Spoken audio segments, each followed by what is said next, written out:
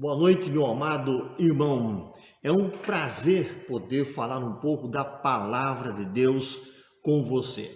Este é um programa da Igreja Presbiteriana de Porto Belo, uma igreja firmada na palavra de Deus.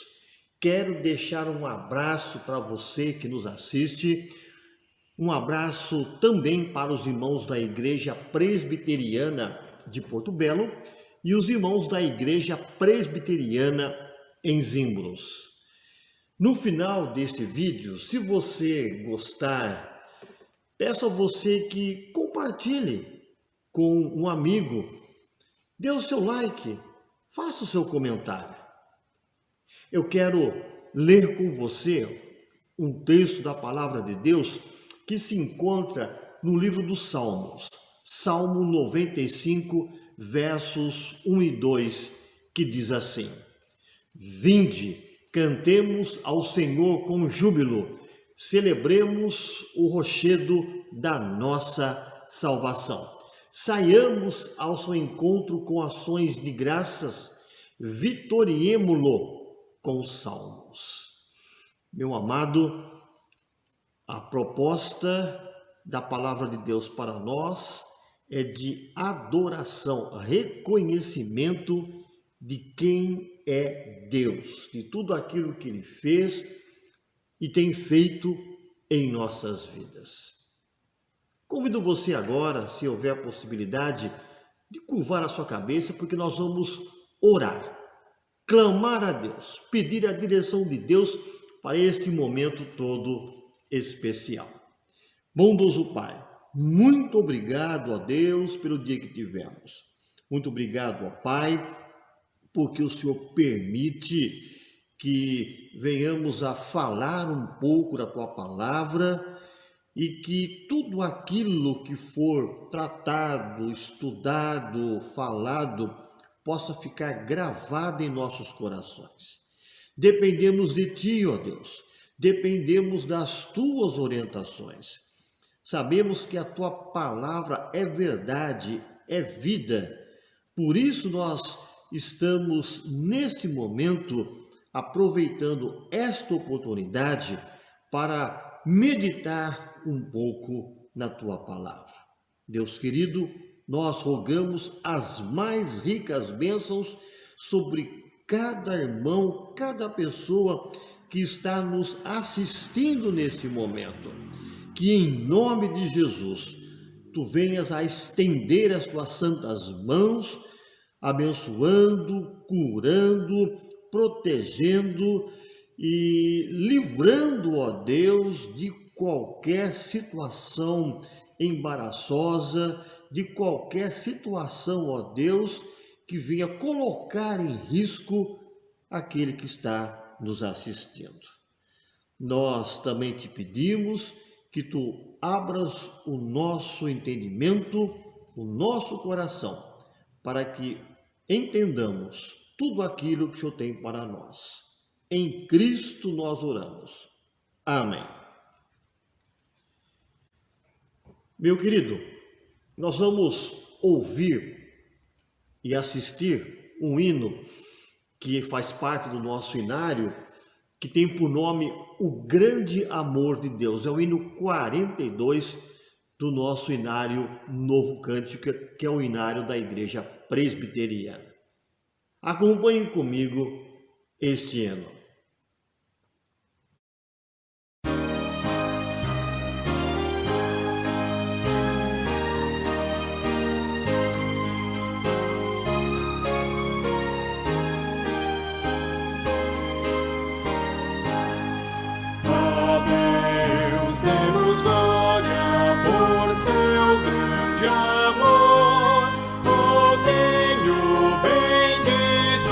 Por nós todos.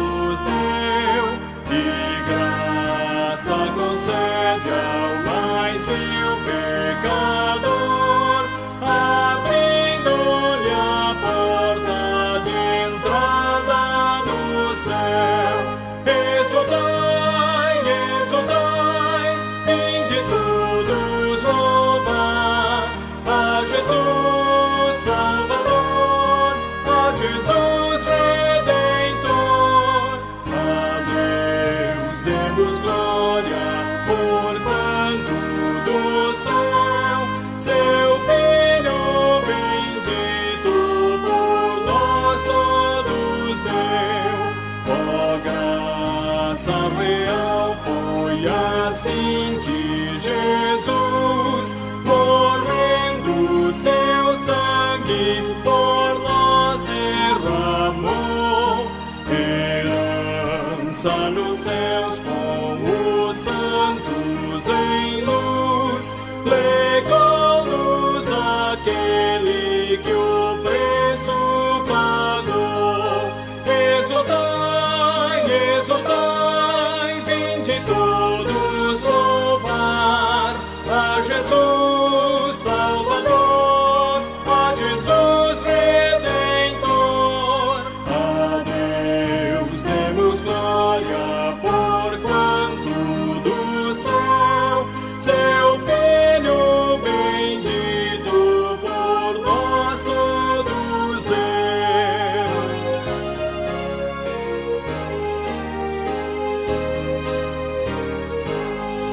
Tal prova de amor nos persuade a confiar nos merecimentos do Filho de Deus.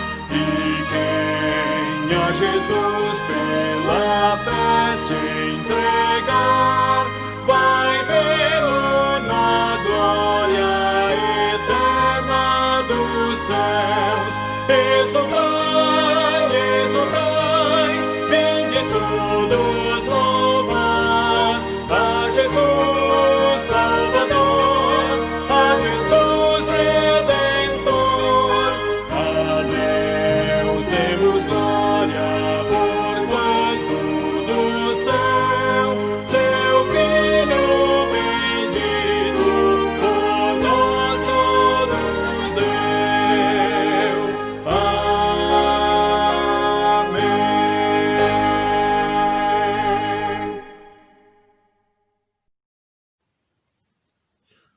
O nome de Deus tem poder.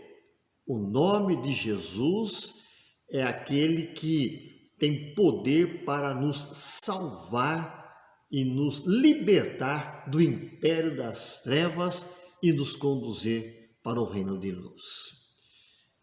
Aproveitando esta oportunidade, eu quero fazer a leitura do texto sagrado, que é o texto que nós vamos meditar esta noite, que se encontra no texto de Lucas, capítulo 14. Lucas, capítulo 14, do verso 15 ao verso 24. Lucas, capítulo 14, do verso 15 ao verso 24, que diz assim a palavra de Deus. Acompanhem comigo. Ora, ouvindo tais palavras, um dos que estavam com ele à mesa, disseram-lhe: Bem-aventurado aquele que comer pão no reino de Deus. Ele, porém, respondeu: Certo homem deu uma grande ceia e convidou muitos. À hora da ceia, enviou o seu servo para avisar aos convidados: Vinde, porque tudo já está preparado. Não obstante, todos a uma começaram a excusar-se. Disse o primeiro: Comprei um campo e preciso ir vê-lo. Rogo-te que me tenhas por excusado. Outro disse: Comprei 5 juntas de bois e vou experimentá-las. Rogo-te que me tenhas por excusado. E o outro disse: Casei-me e por isso não posso ir. Voltando o servo, tudo contou ao seu senhor. Então, irado, o dono da casa disse ao seu servo: Saí depressa para as ruas e becos da cidade e traze para aqui os pobres, os aleijados, os cegos e os coxos. Depois lhe disse o servo: Senhor, feito está como mandaste, e ainda há lugar.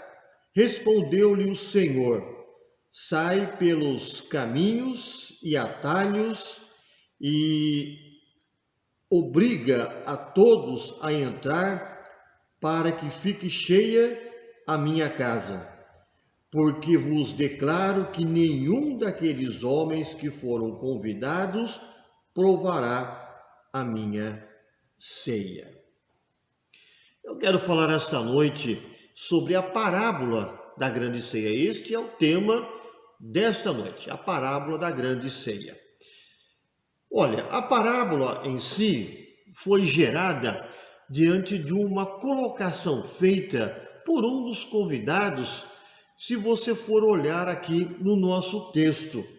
Porque vejamos, o texto anterior que nós não lemos retrata a questão dos primeiros lugares. E quando Jesus foi contando esta história, na conversa que ele estava tendo com os convidados, com as pessoas, alguém falou o seguinte: bem-aventurado aquele que comer pão do reino de Deus.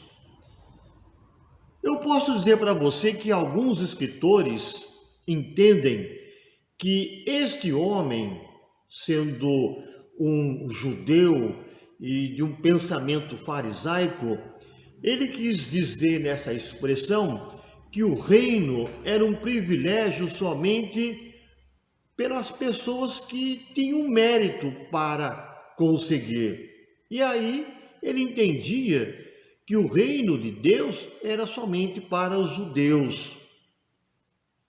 De acordo com W.M. Taylor, ele considera esta colocação como uma farsa com aparência de santidade, absoluta hipocrisia. Se a explosão de santidade daquele homem fosse sincera, ou sendo de uma outra forma arrogante, entendemos que gerou uma parábola em que nós a temos como a parábola da grande ceia. Deixa eu te falar algo. Na época de Jesus, quando se dava uma grande festa, os convites eram enviados para as pessoas, para os mais próximos, para que pudessem participar desta ceia. Os homens de posição e influência no Oriente enviavam convites. E o interessante que é o seguinte, olha, como era feito esse convite? Da mesma forma como acontece hoje. Aí você pergunta como? Quando você recebe um convite de casamento, geralmente vem em anexo um detalhe de um outro papel impresso dizendo assim, confirmar presença. E aí parece assim, os presentes ou as casas onde se podem comprar os presentes são as tais. Aí você vai ver uma listinha das casas onde o convidado pode comprar um presente para os noivos. E aí a pessoa liga, falou, olha, eu estou te ligando para confirmar a presença, porque seria muito ruim se as pessoas não confirmassem presença e depois todo mundo fosse para a festa. Aí não teria condições de dar aquela festa em que todos poderiam participar comendo, bebendo e festejando. Quando eu falei aqui em relação na época de Jesus, não era diferente. O convite era assim, o senhor ou o rei ou a pessoa de grande fortuna enviava o servo e levava o convite para a pessoa. Então, quando a família recebia esse convite, ela dizia assim, pode confirmar o meu nome, eu vou em tal hora, em tal dia, nessa festa. Pode avisar o seu senhor. Quando chegava o dia da festa, o servo voltava à casa para dizer assim, olha, agora é a hora da festa e você que foi convidado deve participar. E aí a família ou o convidado participava. Quando você olha para o texto, o que aconteceu? Olha, primeiro como eu disse, existia o convite preliminar. O segundo era já a intimação. Neste momento é que nós entendemos que ocorre a parábola da ceia, da grande ceia. Porque quando o servo foi chamar os convidados, eles disseram: nós não vamos.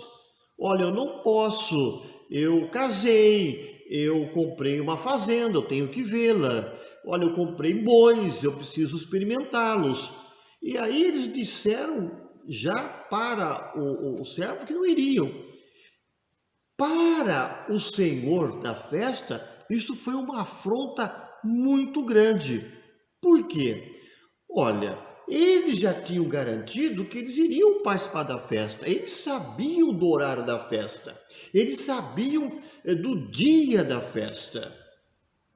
Por isso, eles já tinham tido tempo de ter resolvido as suas compras, os seus negócios e deixar aquela data, aquele horário para participar da festa.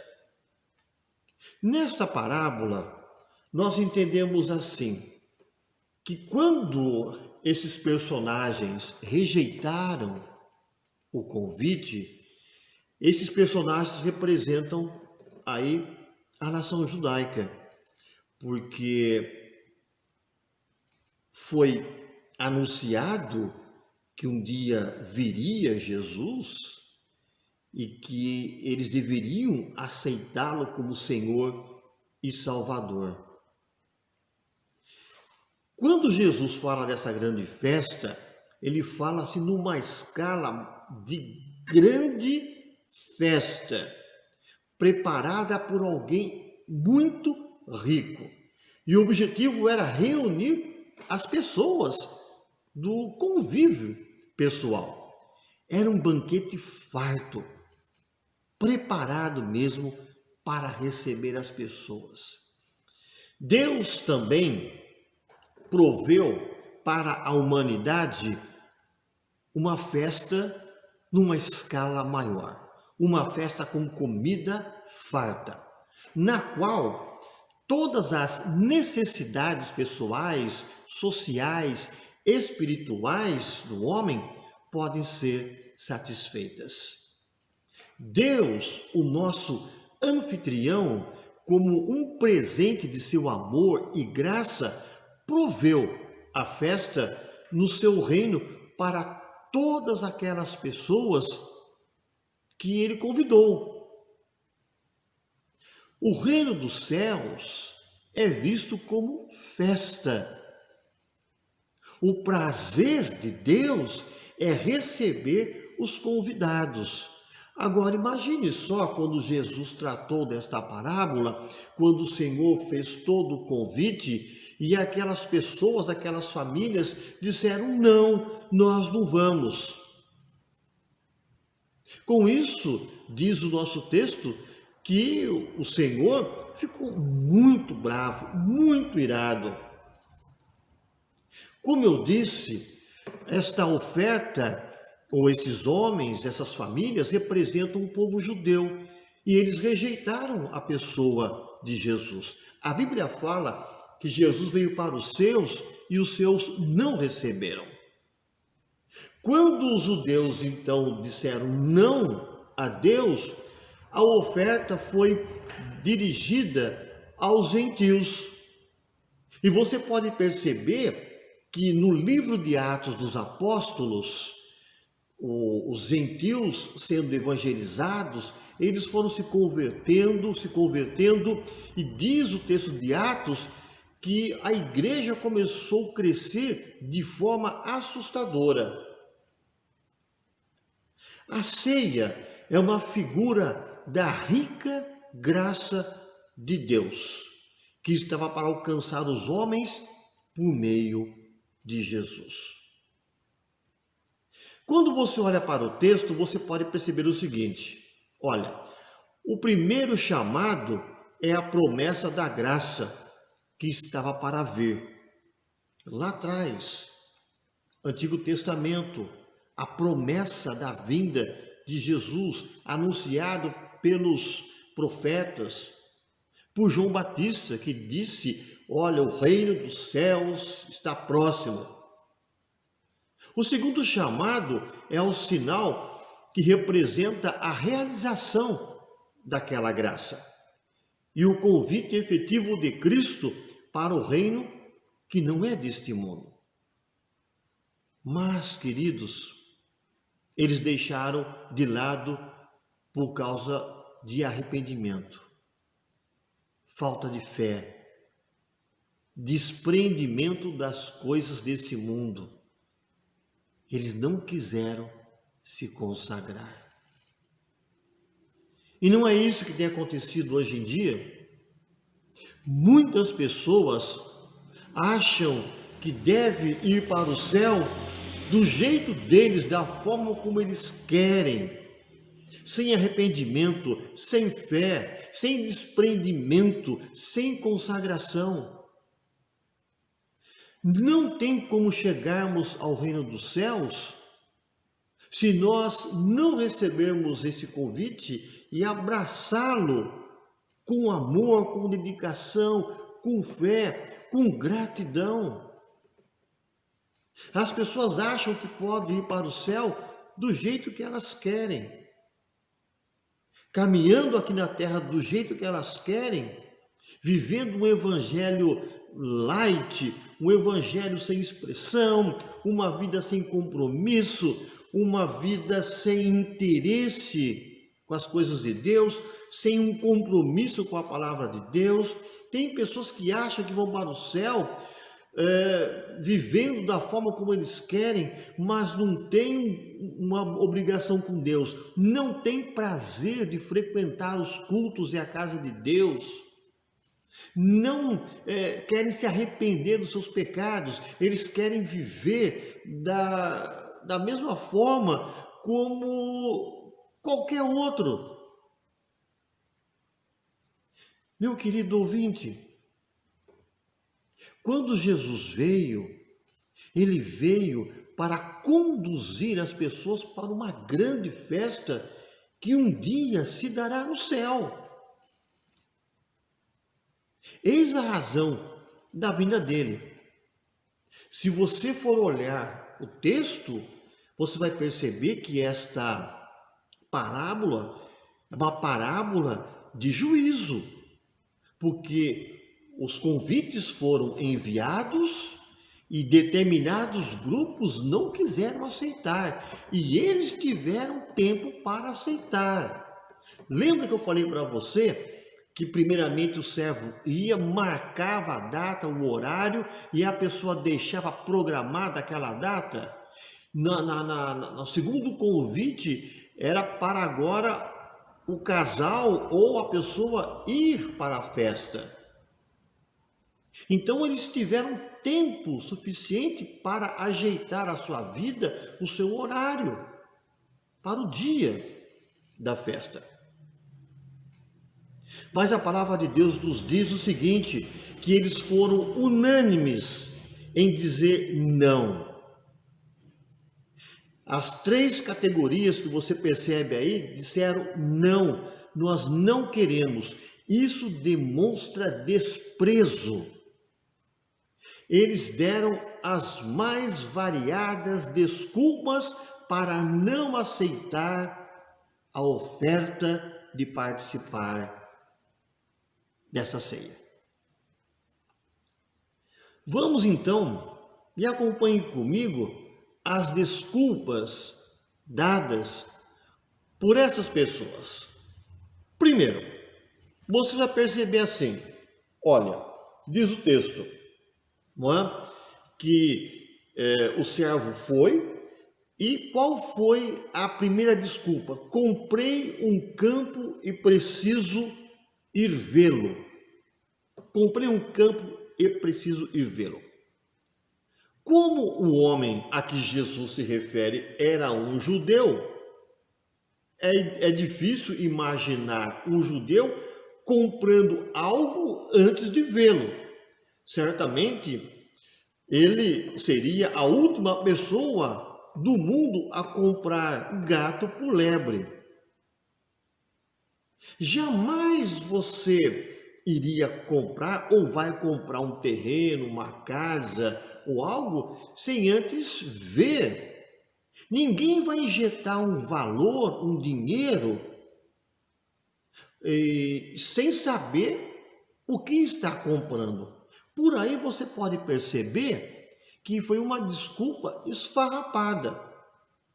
Além do mais, você pode perceber o seguinte, que não teria como ver e avaliar o campo no escuro, visto que a ceia era no final da tarde, começo de noite. Este convidado teve muito tempo para examinar aquela propriedade. Você percebe que foi algo deliberado?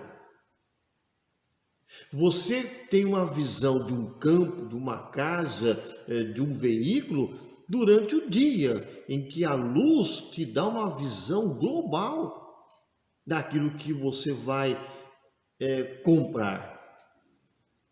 E ninguém vai injetar um valor em algo sem saber se vale a pena ou não.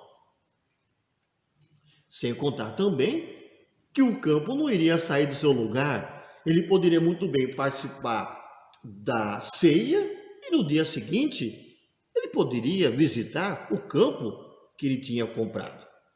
Como eu disse, o campo não iria fugir de onde estava. Mas é provável que aquele homem, como eu disse, tivesse tido tempo para examinar a terra.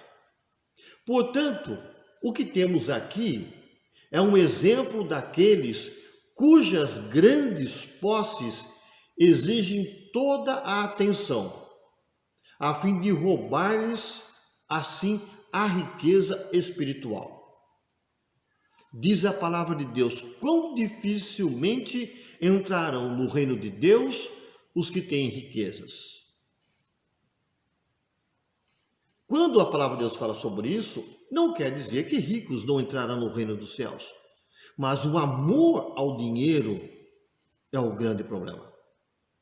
Muitos só pensam em ganhar, em adquirir, em ter. Muitas pessoas vivem para o dinheiro, vivem do dinheiro, só pensam em ter, em adquirir, em ganhar o máximo possível. Só que a pessoa não para pensar que o tempo dela na face da terra é um tempo curto e para onde ela vai não existe ou não tem como levar as suas propriedades e seus bens. Para o lugar onde ela não vai levar a nada. Aí está o grande perigo. As pessoas ficam iludidas com os valores, com o status, com o dinheiro que ela tem.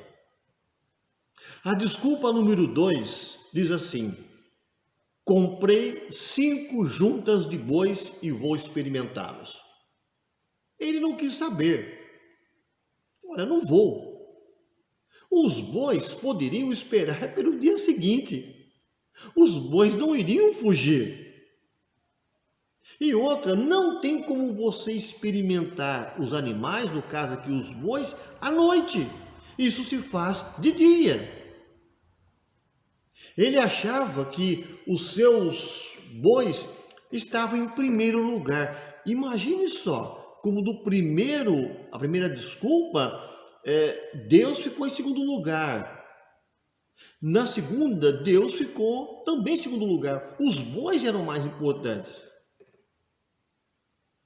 E convenceu-se de que o anfitrião que o convidara não tinha direito sobre o seu tempo.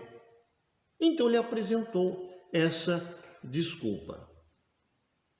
Ele não parou para pensar sobre a oportunidade em cuidar do interesse da sua alma. O primeiro e o segundo personagem aqui estavam pensando apenas no material. Como é trágico quando os afazeres comerciais, agrícolas, financeiros, eclesiásticos ou industriais ocupam o nosso tempo e nada deixa para a pessoa de Deus. As pessoas se envolvem em todas as áreas, têm tempo para todas as coisas. Ela se diverte, ela trabalha, ela estuda, ela tem a sua vida cotidiana, mas nunca tem tempo para Deus. Abre mão de Deus para as coisas mais pequenas do que se possa imaginar. Quantas pessoas rejeitam um convite para vir à casa de Deus? Quantas pessoas receberam lá e pegaram em suas mãos um folheto e viram que se tratava de algo, de uma religião ou de Deus, amassaram e jogaram? Quantas pessoas? Deus sempre está em terceiro, quarto plano na vida dessas pessoas. A terceira desculpa: casei-me e por isso não posso ir. É que diz o texto. Essa desculpa foi vazia. Se o anfitrião soubesse que o homem era recém-casado, com certeza ele teria mandado convidar a esposa também. Se ele não fosse tão egoísta, teria ido à festa e teria levado a esposa, proporcionando a ela uma noite agradável, uma noite de festa, uma noite de alegria. Olha, nós vamos participar dessa festa fora de casa e depois nós vamos voltar à nossa vida. Mas ele não. Ele usou uma vil desculpa. Ele quis dizer: não quero. Para alguns comentaristas, a expressão, olha, eu casei e não posso ir, é uma demonstração assim, olha, de uma linguagem breve, tosca e rude. Não vou e acabou.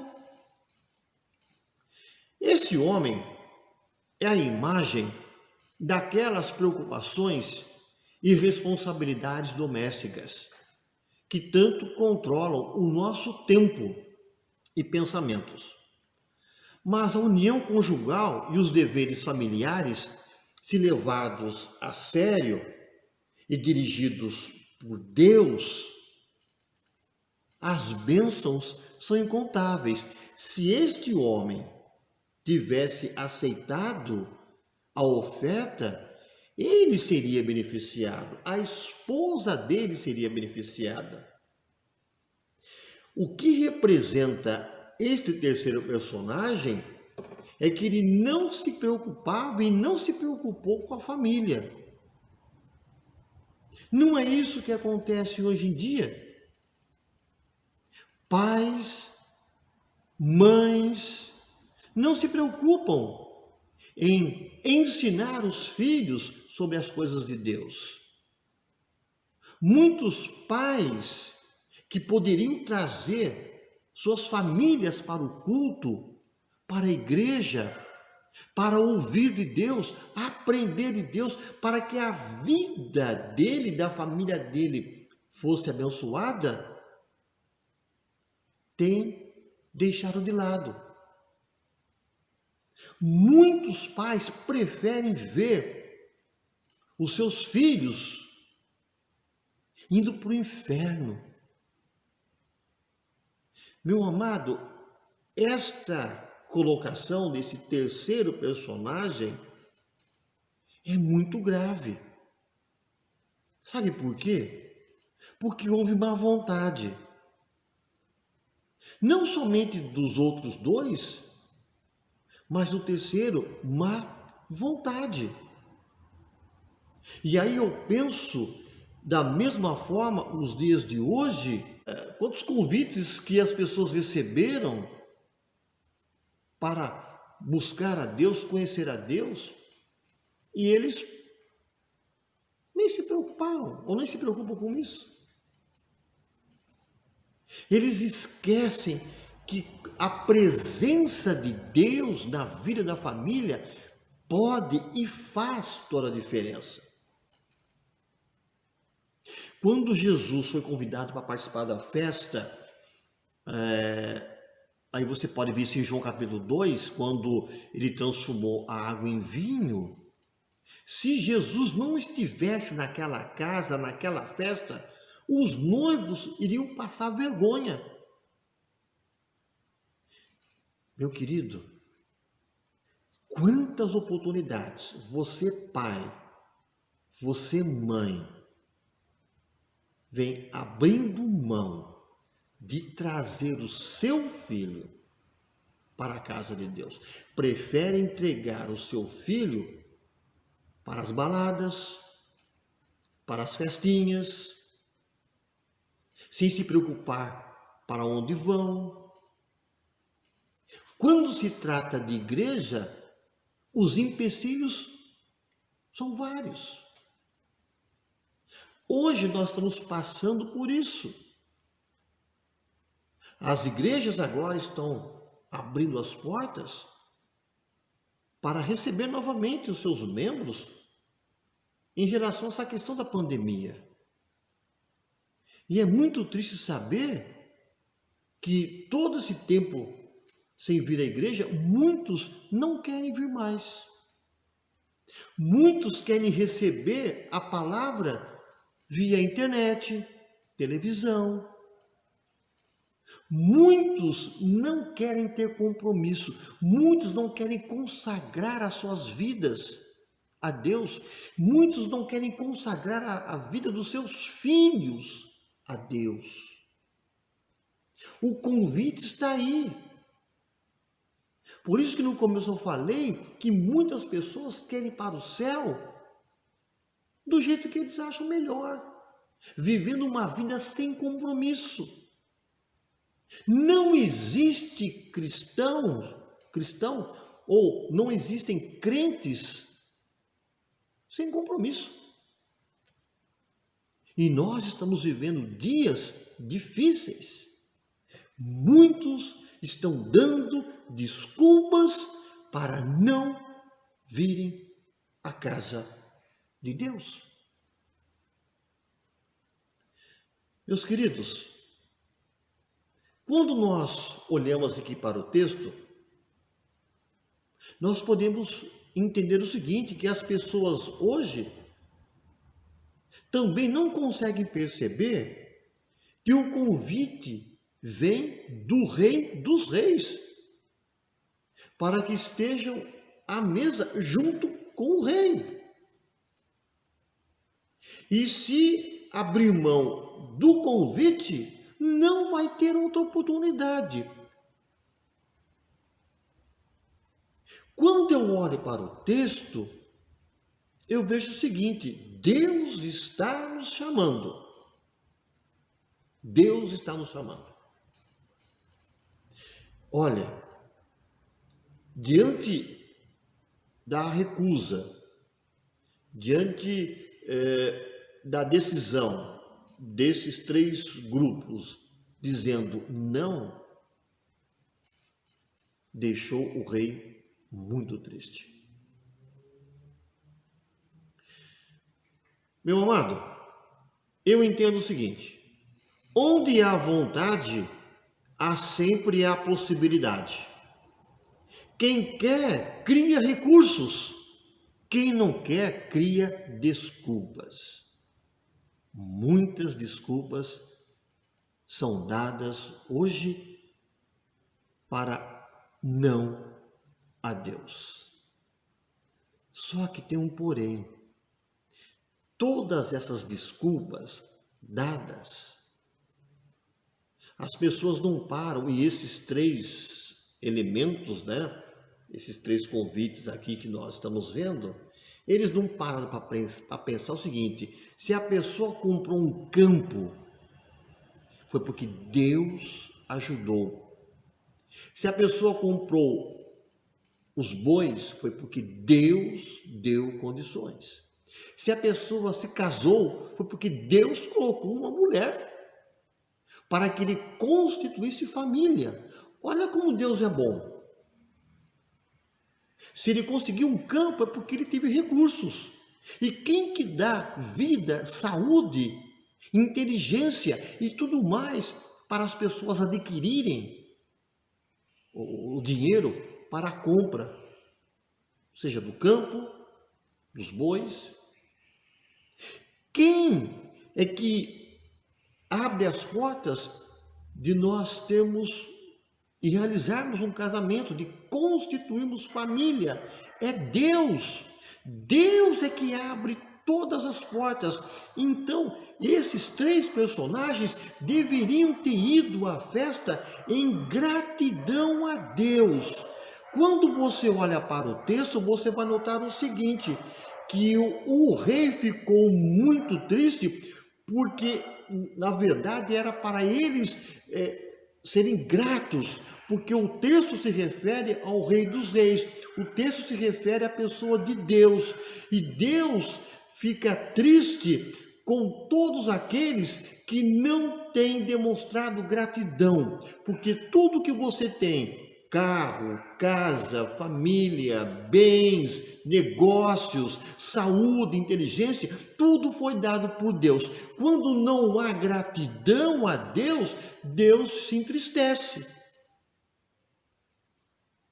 Esta é a colocação. E tem muita gente que deveria ser grato a Deus, mas não demonstra. O verdadeiro cristão, o verdadeiro homem, a verdadeira mulher comprometida com Deus, demonstra gratidão. Porque pedir é muito fácil. Na hora da crise, vem. Na hora da crise, procura a liderança religiosa. Na hora da crise, pode ser de madrugada, de manhã, à noite, a pessoa procura a Deus.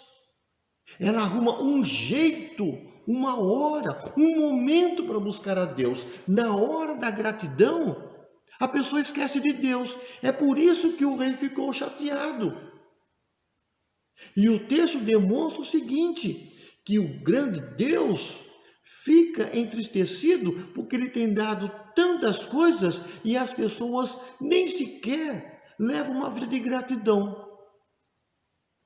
Existe ingratidão. Quando você olha para o texto, e nós temos aí os personagens que disseram não, o que você vai ver? Qual foi a ação do rei? Então vejamos, olha, ele manda o seu servo ir aonde? Olha, se você for ver o verso 17, ele fala assim, olha, enviou seu servo para avisar os convidados, vinde, porque tudo está preparado. Quando você olha aqui na questão do texto, ele fala assim, olha, que ele deveria agora, já que os três, no caso aqui, rejeitaram, ele mandou chamar quem? Olha, os pobres, os cegos, os coxos. Você pode perceber que o primeiro chamado qual foi? Vinde. Na sequência ele fala assim, já que eles não vieram, então agora você, servo, vai me trazer algumas pessoas. E o servo vai buscar, e ele fala, tem mais espaço, então ele fala, agora você vai chamar o terceiro grupo. Meu querido, o primeiro chamado aí representa a salvação que foi dada aos judeus, mas os judeus não quiseram. O segundo chamado, você pode olhar para o texto, que se refere aqui aos pobres, aos aleijados, aos mancos, aos cegos, representando quem mais? Pecadores, meretrizes, todos aqueles que não faziam parte da raça dos judeus. Agora, o convite se estende a eles. O terceiro chamado, qual que é? A classe mais baixa. Podemos colocar como os andarilhos, aqueles que não têm onde morar, aqueles que moram debaixo das pontes, dos viadutos, dormem nas praças, que ficam vagando aí pelas periferias do mundo. E o texto fala assim, que eles foram coagidos a irem à festa. Aí você pensa, poxa, mas coagir para ir à festa? Na verdade, você pode entender essa expressão, quando eles foram forçados. A Bíblia fala assim que o amor de Cristo nos constrange. Sabe o que significa isso? Sabe quando você não tem nada, onde você não tem onde morar, onde você não tem onde tomar banho, onde você não tem onde dormir, você não tem o que comer, e você recebe o convite para participar junto com o rei, você fica constrangido. E você vai. Mas eu não tenho nada para oferecer para esse rei. O que o servo fala? Não precisa de nada. É só a sua presença. É só sentar à mesa com o rei e comer com ele. Então, o amor de Cristo nos constrange. A conclusão desse texto qual que é? Graças a Deus, Ele mandou Jesus e nos convidou. Talvez você que está me assistindo ainda não aceitou o convite. Então, enquanto você tiver vida, existe tempo para aceitar esse convite. A mesa é farta, o céu é eterno, a vida aqui na terra é efêmera, é passageira. A do céu é eterna, junto com o Rei dos Reis. É uma oferta de graça, você não precisa levar nada. O Rei apenas quer a sua vida, a sua presença. Meus queridos, milhões de pessoas já aceitaram esse convite. O vinde a mim de Jesus. Isso é muito bom, isso é maravilhoso. Agora, duas coisas nessa conclusão. Primeiro, se você ainda não aceitou o convite, ainda é tempo. O Evangelho bate na sua porta. Bate na sua porta. Jesus bate na sua porta porque Ele quer entrar. Ele não vai arrombar, Ele vai te convidar, Ele está te convidando. Segundo aspecto, as pessoas muitas vezes estão enganadas em relação ao reino dos céus. Muitas acham, porque frequentam uma religião, uma igreja, ou porque vai à igreja aí todo domingo, acha que está com o pé no céu. Muito cuidado, porque muita gente tem demonstrado ingratidão para com Deus.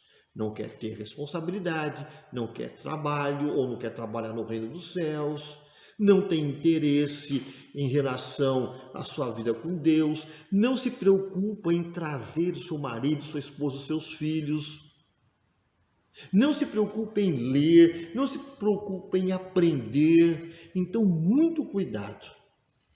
Tem muita gente enganada nessa história toda. Por isso que a Bíblia fala que muitos são chamados, mas poucos os escolhidos. E eu posso dizer para você, meu querido, que me assiste, tem muita gente dentro das nossas igrejas que estão enganadas, enganando a si mesmas, levando o evangelho de fachada. Na hora de pedir, na hora de clamar, Na hora de solicitar as orações dos outros, arruma tempo. No tempo de ser grato, desaparece. A ingratidão é uma demonstração do não interesse com o reino de Deus. Então, cuidado com as desculpas. Deus sabe todas as coisas. Meu querido, se você não aceitou a Jesus ainda, não espere muito tempo, porque talvez você não tenha tempo. É hora de aceitar. E você que frequenta a igreja, faça uma análise, um autoexame de como está a sua vida com Deus. Que Deus te abençoe. Meu querido, você que me assiste, eu vou colocar um vídeo. E esse vídeo tem um hino cantado por uma igreja tradicional. Este hino tem por nome Ele é meu e teu Senhor. Ele é meu e teu Senhor. É o hino 202 do Inário Cantor Cristão. Acompanhe comigo e preste bastante atenção na letra desse hino.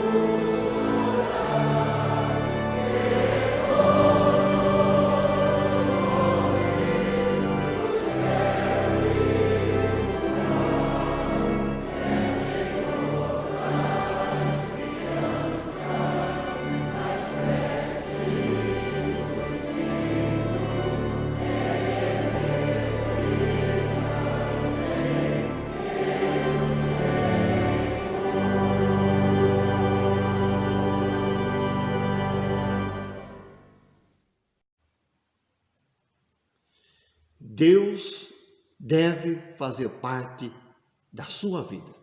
Não abra mão disso. Ele é dono de todas as coisas. Não lute contra a pessoa de Deus. Eu quero orar com você nesse momento. Pai eterno, abençoa cada irmão, cada pessoa que está nos assistindo nesse instante. Que a tua palavra, ó Deus, possa ficar gravada nos corações, produzindo, ó Deus, mudança, transformação, fé, arrependimento, consagração. Se caso alguém que está nos assistindo nesse instante ainda não se posicionou ao teu lado, que continua dando desculpas para não te aceitar como Senhor e Salvador, que em nome de Jesus essa pessoa possa aceitar a ti, ó Jesus.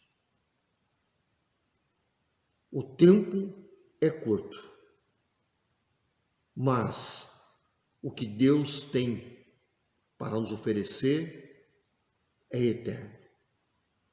Nós oramos e o fazemos em nome de Jesus. Amém. Meu querido ouvinte, você que me assiste, em relação aos trabalhos das nossas igrejas, a Igreja Presbiteriana de Porto Belo, ela está situada na rua José Manuel Serpa, 362, Centro.